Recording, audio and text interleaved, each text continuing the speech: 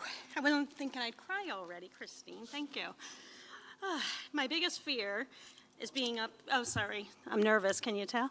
I haven't been on stage since 1996 getting my diploma, so this is. And I jokingly, I was just sitting there. You remember the maintenance guys in your school, how they'd walk around with your keys? And jiggle, that's my chips. So these are what I've been collecting. So anyway, so thank you for having me. I appreciate everybody opening their hearts to listen to me today. This series that we started yesterday on gratitude. I'm so grateful that I have an opportunity to be here and share just a brief bit of my story. And the nerves are gonna go away because I was reminded to, it's not about me. I wrote the story and now God's gonna share with whomever needs to hear it. But I do want to do a special shout out to anybody new or is in that keep coming back for six times. I was that person.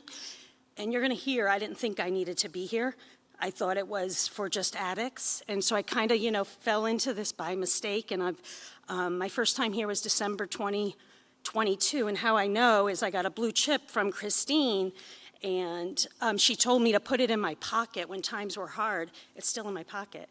And I wrote a date on it, and so I encourage you to do that. Whatever you take that chip for, the date, because I wouldn't have remembered it's been 25 months since I've been coming. And thank you. I thought I would do this before then, but I've been so scared, and so I said I'll do a mini testimony. This is my little step in for commitment. Okay, so let me jump in. And I love the timer. Honey, we could have that at home, and I could not talk as much. So, okay. So I'll start here. I'm April. Hi. And I'm a believer who's in recovery from the struggles of growing up in an alcoholic family. I work the program for control, codependency, and dopamine addiction. I'm still navigating my relationship with alcohol and the risk of having it in my life with my family history. I've chosen to give up alcohol and social media. I did it through Lent, so I needed to adjust it, but I've chosen to limit it and with the desire to quit drinking long term. However, I know the importance of staying in the day and taking it one day at a time. Before I embarked on this journey of recovery, I had strained relationships with the people I cared most about because of my need to fix and often trying to change them. Here I learned the importance of using I statements and staying in my own lane. This is where it gets hard.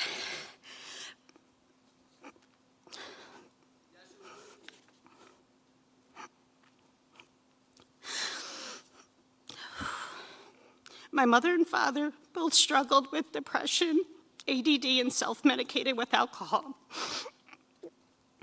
My mother and father both came from large Irish Catholic families. My mother was one of 14 children, and my father came from a family of 18. There was a lot of love and laughter when everyone was sober. At age 18, my mother entered a marriage with an abusive alcoholic, and by the age of 21, she had 3 children, me being the youngest. While struggling to keep the family afloat, she left my father. I was just an infant, and she made the courageous decision to leave him. However, without the financial means, she had to give us away temporarily to family members, splitting us up in the process. This marked the beginning of a long and painful journey filled with uncertainty and loss. My early attempts to manage the chaos around me in my teenage years in 1987 when my mother went into a recovery program for 6 months, leaving me with family to care for me. That's when I learned all the acronyms from AA. I was embarrassed when family and friends would ask where my mother was. I often lied to cover up this dysfunction. I worked so hard to make it look like everything was perfect and overachieved in everything I did to get the next sports award or accolade. Rewarding at times, but exhausting at other times. I tried to control my environment to cope with the turmoil at home. I grew up Catholic, ingrained in traditions, baptisms, confirmation, etc. My faith felt more like a routine than a genuine connection. I believed in angels watching over me, but I thought that God was distant, uninvolved in my daily struggles. This dysfunction at home made me feel like I had to be the one in control, thinking that if I could manage everything, I could protect my family from the pain I had experienced. In my mother's battle with alcoholism, I often assumed the role that they call the hero child. She attempted suicide on 2 occasions while under the influence. I remember feeling the weight of responsibility to keep everything in check. For a long time, I kept alcohol at bay, not wanting to follow in my parents' footsteps, but I still found myself indulging occasionally and making reckless decisions. While I dodged serious consequences, I knew I was skirting disaster. I knew I had the isms, even if I wasn't actively drinking. I do know the risks. I came to Celebrate Recovery somewhat reluctantly, initially thinking it was solely for addicts. I had attended a few meetings focusing on the impact of growing up with alcoholics, which hinted at my own issues.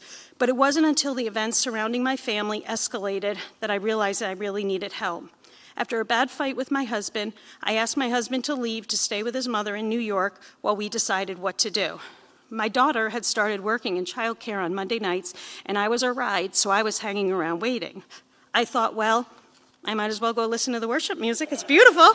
And that's what drew me in. And so I came in and listened to the music, and it was a night of Ask It Basket, and that was my first meeting. So there were people up here on stage answering questions and really helping me realize what CR was all about. So then they suggested go into the small group room. You'll hear this later for the new people. So I went into the small group room, and so much resonated of what the people were saying from the stage. When I went into the small group room, the leader, Christine, suggested coming back 6 times before deciding if CR was right for me, and I did. I was in so much pain that whatever they said I was going to do, I just kept taking that next step without thinking. I felt so much comfort and love. People remembered my name and even gave me their numbers should I need someone to talk to. I was really scared about the uncertainty of my family's future.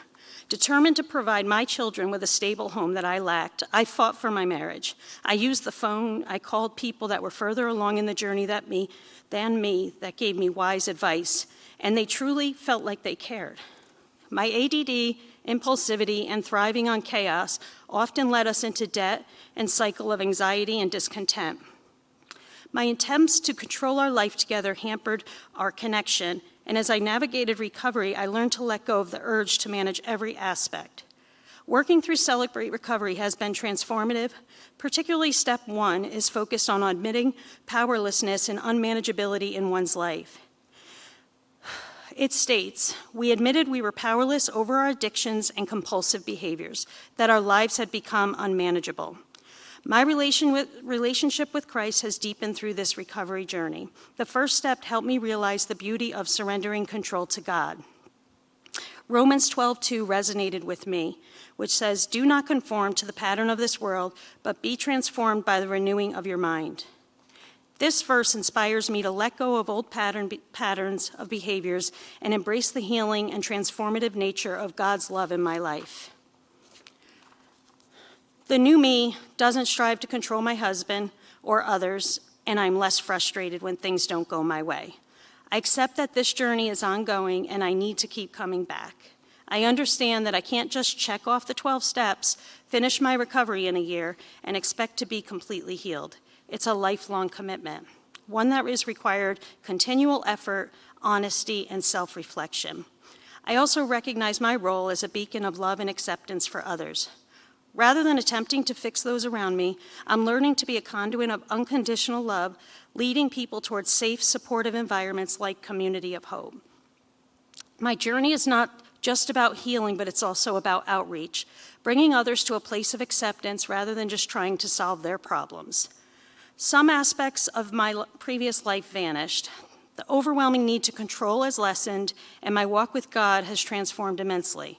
I'm learning to relinquish the steering wheel and understand that when I take control, it complicates the journey.